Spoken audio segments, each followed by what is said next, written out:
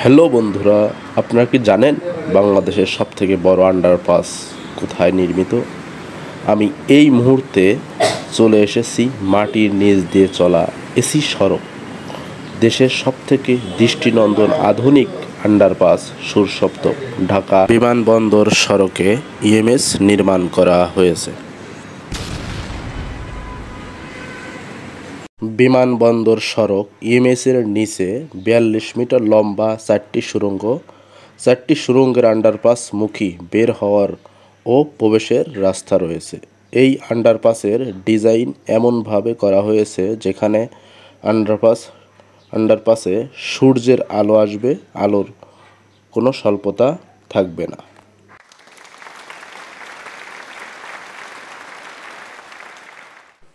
আমি যে আন্ডারপাস হয়ে নামতেছি, এই আন্ডারপাস হয়ে হুইল চেয়ার হয়েও নামা যাবে এবং পায়ে হেঁটেও নামা যাবে। এটি বয়স্ক, প্রতিবন্ধী এবং শিশু এদের চিন্তা করেই এই আন্ডারপাসটি নির্মাণ করা হয়েছে। পথচারীদের জন্য রয়েছে চলন্ত সিঁড়ি, পায়ে হাঁটার সিঁড়ি এবং লিফটের ব্যবস্থা আছে। রোগীদের জন্য হুইল চেয়ারে চলার জন্য ব্যবস্থা করা হয়েছে। দৃষ্টিনন্দন এই আন্ডারপাসের দৈর্ঘ্য ১৩৫ মিটার, প্রস্থ হল ৫ মিটার, ৬৭৮ মিটার পায়ে হেঁটে চলার ফুটপথ রয়েছে, ৩০০ মিটার র্যাম্প রয়েছে, অভ্যন্তরে ৪৬৩ মিটার বাউন্ডারি ওয়াল রয়েছে। নীল গ্লাসের মাধ্যমে এই আন্ডারপাসটি নির্মাণ করা হয়েছে এবং যাতে করে আলোর কোনো পরিমাণ স্বল্পতা না হয়। এই হলো পায়ে হাঁটা সিঁড়ি, বাম পাশে চলন্ত সিঁড়ি, লিফট। এখানে মাঝের কিছু অংশ নীল গ্লাসের মাধ্যমে সুন্দর করে ডিজাইন করা হয়েছে, সুর সপ্তক লেখা আছে। ওখানে এসে সবাই ফটো সেশন করে, তার কারণ ফটো সেশন করার জন্য সুন্দর একটি জায়গা রাখছে, তার কারণ অনেক পর্যটক এসে এখানে ছবি তুলতে চায়, যার কারণে একটু মাঝখানে বেশি জায়গা ডিজাইন করে রাখা হয়েছে। আমি ক্যান্টনমেন্ট সাইডের এই পাশ থেকে এমইএস প্রবেশ করে আমি হোটেল রেডিসনের ওই পাশে গিয়ে উঠবো। অর্থাৎ আমাকে যদি ক্যান্টনমেন্ট থেকে বনানী যাইতে হয় তাহলে এই আন্ডারপাসের ভিতর হয়ে পার হয়ে রেডিসনের পাশে গিয়ে উঠতে হবে, উঠে আমাকে বনানীর বাসে উঠতে হবে।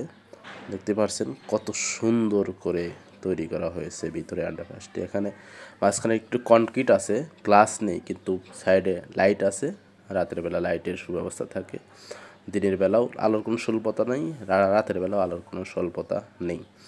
দেখছেন কত বড় আন্ডারপাস, বাংলাদেশের সবথেকে বড় আন্ডারপাস এটি বলতে গেলে। ডিজাইন অনেক সুন্দর। আমাকে এই পাশ থেকে হেঁটে ওই পাশে গিয়ে উঠতে মিনিমাম ৩.৫ মিনিট সময় লাগবে। দেখতে পাচ্ছেন আমি হেঁটেই যাচ্ছি আর আপনাদেরকে দেখানোর চেষ্টা করছি। ভিডিওটি অবশ্যই আপনাদের ভালো লাগবে আশা করি। ভিডিওটি ভালো লাগলে লাইক, কমেন্ট এবং শেয়ার করবেন, বাকিদেরকে দেখার জন্য সুযোগ করে দিয়ে। আপনারা যদি কেউ ঢাকা নতুন আসেন, এসে ঢাকা বিমানবন্দর সড়কে হয়ে বনানী কাকলী গুলশান যান, তাহলে অবশ্যই ঢাকা এমইএস নামবেন, নেমে এই আন্ডারপাসটি ভিজিট করবেন। দেখবেন আসলে কত সুন্দর করে এই আন্ডারপাসটি নির্মাণ করা হয়েছে। ২০১৮ সালে ঢাকা ক্যান্টনমেন্ট রমিজ উদ্দিন কলেজের 2 শিক্ষার্থী এখানে রাস্তা পার হতে গিয়ে বাস অ্যাক্সিডেন্টে মারা যায়। তখন ছাত্র আন্দোলন হয়। ছাত্র আন্দোলন হওয়ার পরে সরকার তখন প্রতিশ্রুতি দেয় এখানে আন্ডারপাস করার, এবং সেই আন্ডারপাসটি করেছে। আন্ডারপাসটি অনেক সফল হয়েছে, এতে মানুষের অনেক উপকার হয়েছে। রাস্তা পার হচ্ছে, কোনো অ্যাক্সিডেন্ট আর হচ্ছে না এখানে। এটি হচ্ছে প্রবেশপথ এবং বের হওয়ার রাস্তা। তার সামনেই হচ্ছে রেডিসন হোটেলের সামনে গিয়ে আমি উঠবো।